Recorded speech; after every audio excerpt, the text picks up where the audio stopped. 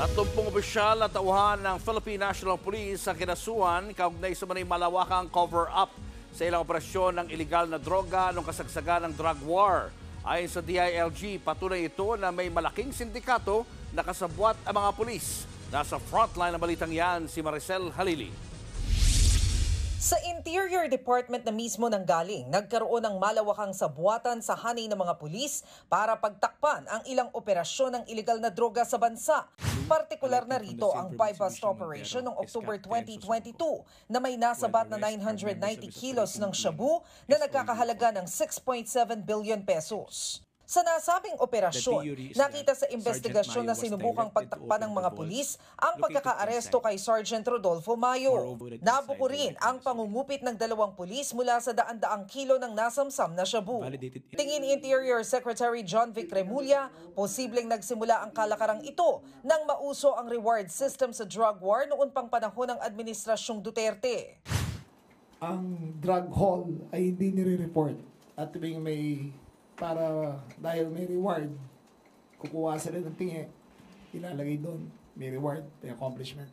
So doon nagkaroon ng bodega, kuha, arrest, reward, promotion. Dahil dito, sinampahan na ng Department of Justice ang nasa 30 pulis kabilang ang 2 police generals. Dahil sa paglabag sa Comprehensive Dangerous Drugs Act. What we have done now for the first time is to show conclusively that a criminal enterprise involving the selling, the arrest, the storage, the intent to distribute, and the intent to cover up, all in one day nangyari. Kaya ang gusto ng DILG gawing specialized na ang PNP.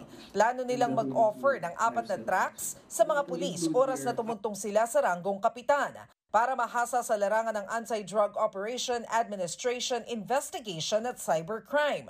Palipat-lipat daw kasi ang mga pulis ng assignment kaya wala silang specialty. So yung nakikita nyo clearly na yung mga top officers involved were not aware of the procedural matters to be followed. So lumaki na lumaki. Ang nangyari, yung nasa ilalim, sila nag-decision, yung mga nasa taas, nakikisama na lang. Ayon naman sa PNP, 8 sa mga pulis na kinasuhan ng retirado o na-dismiss na sa serbisyo.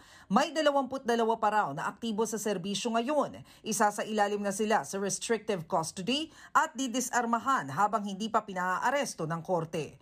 Nagbabalita mula sa Frontline, Maricel Halili, News 5. Mga kapatid, Julius Babaw po. Iba na ang may alam at may pakialam sa panahon ngayon. Para sa Frontline ng mga balita, mag-follow at mag-subscribe sa social media pages ng News 5.